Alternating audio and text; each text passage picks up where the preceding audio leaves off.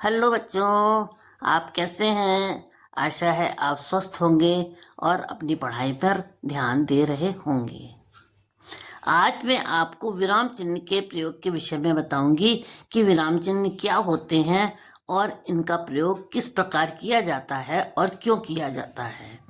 हिंदी में विराम चिन्ह विभिन्न प्रकार के होते हैं और इनका प्रयोग भाषा को स्पष्ट और प्रभावी बनाने के लिए किया जाता है। भाषा को स्पष्ट बताते हैं और प्रभावशाली बनाने के लिए विराम चिन्ह का प्रयोग करते हैं। मुख्य विराम चिन्ह, प्रयोग और उदाहरण। अब आपको मुख्य विराम चिन्ह के विषय में बताएंगे, उनका प्रयोग बताएंगे और उनके उदाहरण बताएंगे।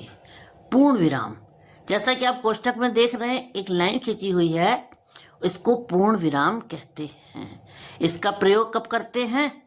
कोई भी वाक्य जब पूरा हो जाता है तब इसका प्रयोग किया जाता है। जैसे राम स्कूल गया, तो राम स्कूल गया, गया के बाद में देखिए पूर्ण विराम का प्रयोग किया गया है। अल्प विराम, अल्प विराम का चिन्ह देखिए, कोष्ठक में एक कॉमा लगा हुआ है, इसको अल्प विराम कहते हैं। इसका प्रयोग कब करते हैं? वाक्य में थोड़ी देर रुकने के लिए या अलग अलग शब्दों को अलग अलग करने के लिए अल्प विराम का प्रयोग करते हैं। इसका उदाहरण क्या है? देखिए, मोहन, सोहन, राधा स्कूल गए। मोहन पे हल्का सा रुके हम, सोहन पे थोड़ा सा रुके, तो इसके लिए हमने अल्प विराम का प्रयोग किया है। देखिए, मोहन के बाद भी अल्प विराम का प्रयोग हुआ है और सोहन के बाद भी अल्प विराम का प्रयोग किया गया है। अब है अर्ध विराम। अर्ध विराम का चिन्ह देखिए, कोष्ठक के बीच में एक कॉमा है और उसके ऊपर एक बिंदी लगी हुई है। इसका प्रयोग कब करते हैं? पूर्ण विराम से कम और अल्प विराम से अधिक ठहराव के लिए। पूर्ण विराम से कम रुकेंगे और अल्प विराम से जब अधिक रुकते हैं तब अर्ध विराम का प्रयोग करते हैं। इसके अतिरिक्त दो संबंधित वाक्यांशों को जोड़ने के लिए भी इसका प्रयोग किया जाता है। अब इसको देखिए, वह थका हुआ था फिर भी काम करता रहा। अब थका हुआ था के बाद में देखिए अर्ध विराम का प्रयोग किया गया है, फिर भी काम करता रहा।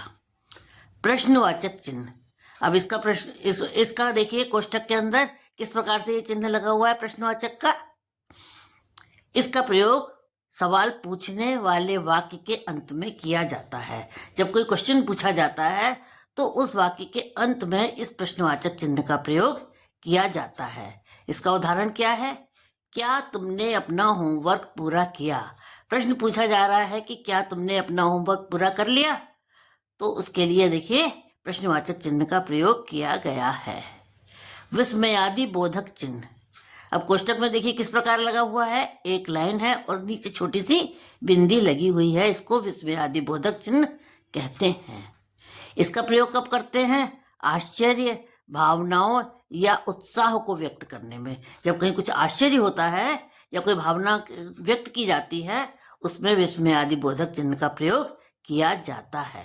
इसका उदाहरण देखिए, वाह तुमने बहुत अच्छा किया। वाह कर रहा है, आश्चर्य हो रहा है, वाह, तो वहां पर देखिए आपने कि विस्मयादि बोधक चिन्ह का प्रयोग किया गया है। उसके बाद आते हैं उदाहरण चिन्ह। उदाहरण चिन्ह में देखिए दो कॉमा लगे हुए हैं, उसके बाद दो कॉमा लगा हुआ है और एक नीचे कॉमा लगा है, उसके बाद फिर दो कॉमों का प्रयोग किया गया है कोष्ठक के अंदर। इसका प्रयोग कब करते हैं? किसी के कहे या लिखे शब्दों को दर्शाने के लिए। जब किसी ने कोई बात कही होती है, उस बात को वैसे का वैसा ही जब हम प्रयोग करते हैं तब वहाँ पर हम इसका प्रयोग करते हैं।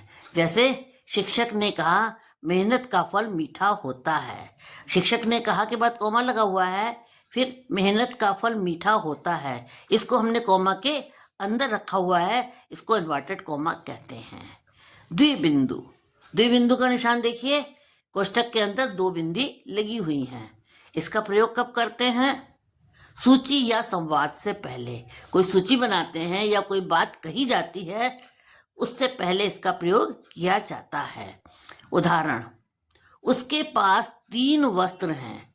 अब 3 वस्त्र हैं के बाद में देखिए द्विबिंदु का प्रयोग किया है, कमीज, पैंट और टोपी। तो 3 वस्त्र हैं के बाद में देखिए दो बिंदी लगी हुई है ना, इसको द्विबिंदु कहते हैं। फिर ऋण चिन्ह, ऋण चिन्ह मतलब माइनस का चिन्ह लगाते हैं। देखिए कोष्टक के अंदर किस तरह से माइनस का चिन्ह लगा हुआ है। इसका प्रयोग कब करते हैं? दो अंकों या शब्दों के बीच संबंध या सीमा दर्शाने के लिए। दो अंक होते हैं उनके बीच में, या दो शब्द होते हैं उनके बीच का संबंध बताने के लिए इस डैश का या इस ऋण चिन्ह का प्रयोग किया जाता है। अब है लोप चिन्ह। लोप चिन्ह को देखिए आप, कोष्टक में 3 बिंदी लगी हुई हैं और कोष्टक के अंदर इसको बंद किया हुआ है। इसका प्रयोग कब करते हैं? वाक्य अधूरा छोड़ने या सोचने के भाव के लिए। जब कोई वाक्य अधूरा छोड़ दिया जाता है तब भी डॉट डॉट लगा के छोड़ देते हैं, या कुछ सोचने के लिए समय दिया जाता है तो वहां पर भी डॉट डॉट लगा करके छोड़ दिया जाता है। इसका उदाहरण, मुझे नहीं पता, शायद वह आए। तो मुझे नहीं पता के बाद में डॉट लगे हुए हैं, सोचने के लिए समय दिया गया है, शायद वह आ जाए। इन विराम चिन्हों का सही प्रयोग भाषा को अधिक प्रभावशाली और स्पष्ट बनाता है। विराम चिन्हों का जब प्रयोग करते हैं तभी भाषा अधिक प्रभावशाली बनती है और भाषा का अर्थ भी स्पष्ट होता है कि हमें कहाँ रुकना है, किस बात पर ज़्यादा जोर देना है, कहाँ हमको आश्चर्य हो रहा है आदि। धन्यवाद। अगले भाग में फिर हम एक और नई जानकारी के साथ में उपस्थित होंगे। तब तक के लिए धन्यवाद।